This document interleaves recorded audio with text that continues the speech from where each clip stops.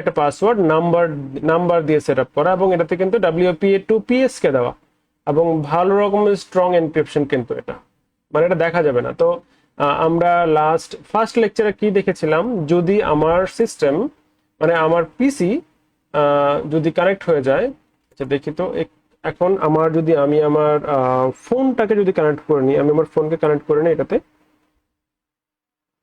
কারণ আমার ফোন হবে এখানে আমার হ্যাঁ আমার ফোন কিন্তু কানেক্ট হয়ে গেছে অলরেডি, ফোন কানেক্ট হয়ে গেছে। তো আমি আমার পিসিকে ডিসকানেক্ট করে ফেলবো, আমার পিসির এখানে দরকার নাই, আমি আমার পিসিকে রেখে ডিসকানেক্ট করে আমি আমার অ্যাজ ইউজুয়াল আমার যে নেটওয়ার্ক ওটাতে আমি চলে যাব।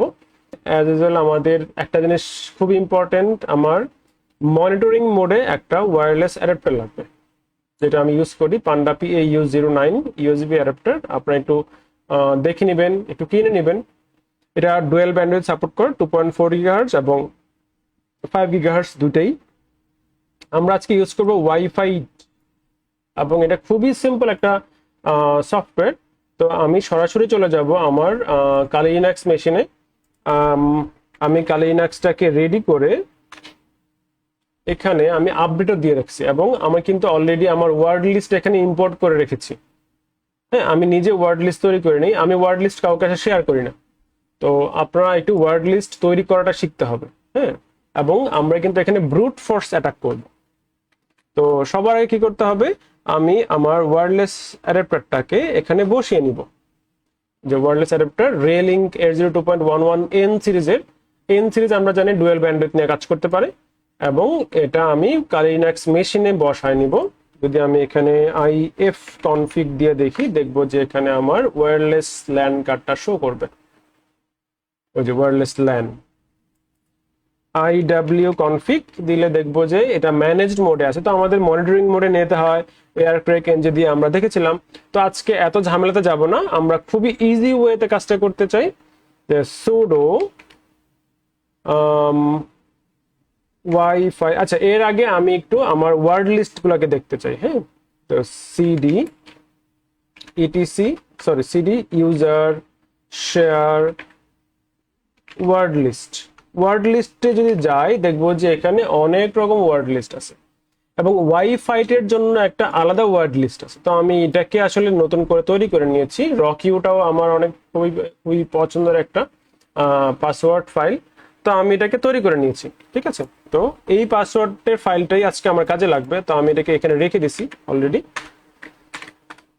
সুডো, আমি একটু বড় করে নিই, সুডো ওয়াইফাই WPA। আমাদের কিন্তু আজকে কোনো মনিটরিং মোডে নিতে হবে না, কিছু করতে হবে না, ওয়াইফাই নিজেই সবকিছু করে নিবে। জাস্ট এন্টার প্রেস করব, এন্টার প্রেস করলেই ও নিজে নিজে সবকিছু করে নিবে। ঠিক আছে, তো ও দেখেন যে এখানে আমার যে ফিজিক্যাল ডিভাইস যেটা, এটাকে মনিটরিং মোডে নিয়ে যাচ্ছে। মনিটরিং মোডে নিয়ে ও দেখতেছে যে কে কে এখানে আছে ওয়াইফাই নেটওয়ার্ক। তো আমি Ctrl+C দিয়ে স্টপ করব। এখানে আমি এইটাকে নিব, এই যে এটা নাম্বার 2 নাম্বারটা যেটা WLAN-আইসা, 1 নম্বর চ্যানেল WPAPS কে যেটা 65 dB পাওয়ার আছে। এখন WPS সাপোর্ট করে না, এবং 1 নম্বর একটাই শুধুমাত্র ক্লায়েন্ট আছে এখানে।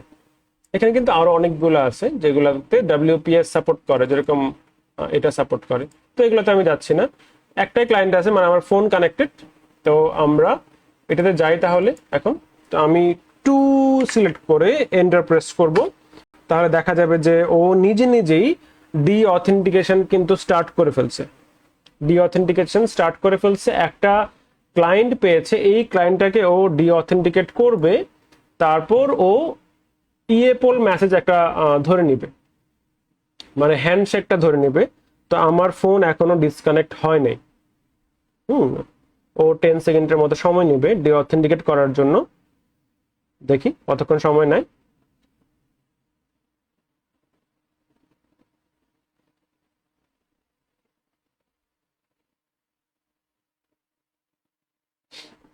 আমার ফোন অথেন্টিকেট হয়েছে, কানেক্ট হচ্ছে। এখন যখনই ও হ্যান্ডশেক মেসেজটা পেয়ে যাবে, তখনই ও ক্র্যাক শুরু করে দিবে। হুম,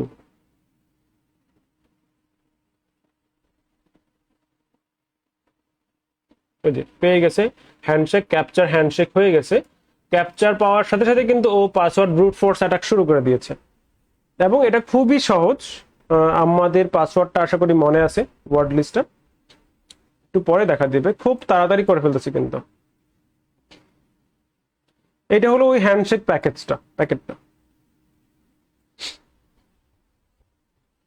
যে পাসওয়ার্ড কিন্তু অলরেডি পেয়ে গেছে। এই যে পাসওয়ার্ড, হ্যাঁ, 4141125920। তো এটা কিন্তু পাসওয়ার্ডটা আশা করি মনে আছে সবার। তো একটু আগে আমরা পাসওয়ার্ডটা দেখেছিলাম। তো আমাকে এক ভাইয়া কোশ্চেন করেছিল লাস্ট লেকচারের উপর বেস করে। আসলে আজকের লেকচার এখানেই শেষ, আমি লাস্ট লেকচার নিয়ে একটু কথা বলি। লাস্ট লেকচার নিয়ে একটা কথা বলেছিল যে আমি একটা হ্যাক -1.pcap ফাইল তৈরি করেছিলাম, মনে আছে আশা করি সবার। ওই ফাইলটাই কিন্তু আসলে এটা। তো এক ভাইয়া আমাকে কোশ্চেন করেছিল যে ভাইয়া এটাকে কিভাবে তৈরি করা হয়েছিল। তো এটা আসলে আমি তৈরি করি না, এটা আসলে এয়ারক্র্যাক এনজি তৈরি করে দিয়েছিল। আর এখন আজকে তৈরি করে দিছে হলো এয়ারক্র্যাক এনজি ইউজ করে WFIT মানে ওয়াইফাইট, এটাকে আমাকে তৈরি করে দিছে। এটার ভিতরে কি আছে একটু দেখি তাহলে। একটু আমি সিডি দিয়ে, এটা হলো HS এর মধ্যে আছে LS এটা ফাইল। তো এটা আসলে পিক্যাপ ফাইল মানে এটা একটা ওয়্যারলেস অ্যানালাইসিস। এটা আমার যে ওয়াইফাই সিস্টেম আছে এটাকে অ্যানালাইসিস করে এটা বের করে দিছে। তো হ্যান্ডশেকিংটা এখানে লেখা আছে। তো আমি এটাকে ওয়্যারশার্ক দিয়ে ওপেন করতে চাই। ওয়্যারশার্ক দিয়ে যদি ওপেন করি দেখা যাবে যে এরকম একটা কিছু ওপেন হবে, এবং আমি এখানে ফিল্টারের মধ্যে লিখব EAPOL মানে এটা হলো আমার হ্যান্ডশেক মেসেজের যে প্রোটোকলটা। তো আশা করি আপনারা দেখতে পারতেছেন, মনে আছে হয়তোবা যে আমাদের 4-ওয়ে হ্যান্ডশেক হয়। যদি হ্যান্ডশেক হয়ে যায় তখন কিন্তু আমার পাসওয়ার্ড বের করার কোনো অপশন নেই। তো আমাকে ডিঅথেন্টিকেট করে বের করতে হবে, যে যখন কানেক্ট হবে একটা সাকসেসফুল একটা অথেন্টিকেশন যখন হবে, হ্যান্ডশেক ফুল যখন হবে, তখনই শুধুমাত্র আমি ওই মেসেজগুলোকে ক্যাপচার করব। তো এখানে 4টা থেকে 1 নম্বর মেসেজ, 2 নম্বর মেসেজ, 3 নম্বর মেসেজ, 4 নম্বর মেসেজ।